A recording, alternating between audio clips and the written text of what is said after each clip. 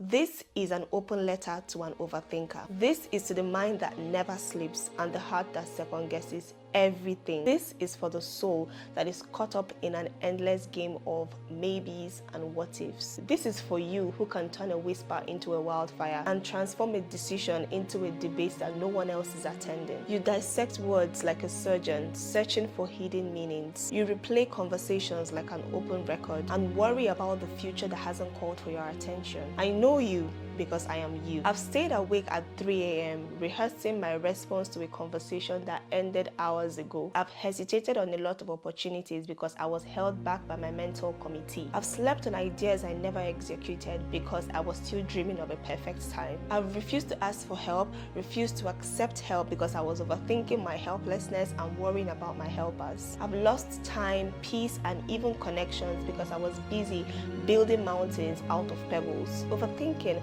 has cost me more than I care to admit, and maybe it's costing you too. See, overthinking is not a superpower.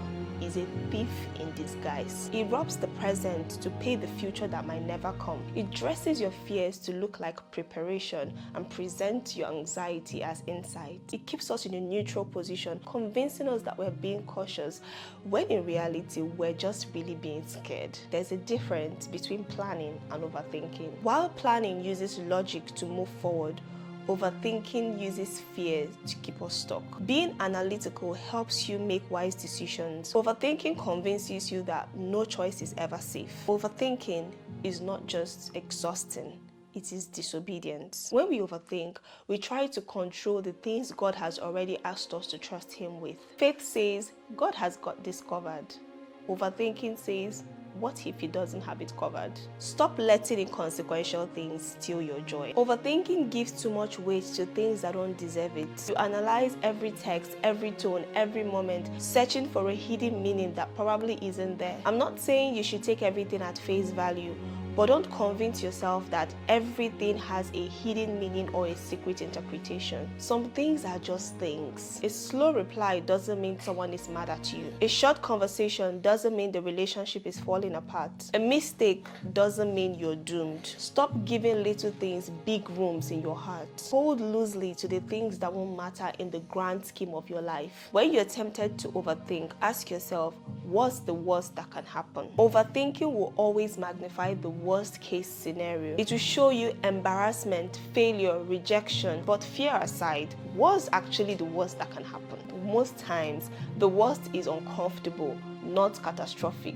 If you speak up in a meeting and your idea wasn't great, you learn and move on. If you start something new and it fails, try again. If you send that message, the worst that will happen is you won't get the desired response. And the only thing worse than not getting your desired response is not trying at all. Fear and overthinking exaggerates failure. Next time you're stuck in that overthinking spiral, take a deep breath and ask yourself, what really is the worst that could happen? You often find that the answer is not as scary as your mind makes it seem. So go ahead, make that decision, execute that idea, express yourself. The future doesn't need your overthinking, it needs your presence, and it needs you to make a decision to move forward. I've made a commitment to quit overthinking in everything I do. If something comes to my mind, I will think about it, I will plan, I will prepare, but I would not overthink. I'm inviting you to join me on this journey. Let's stop living life like we're editing a draft. Let's step out in faith,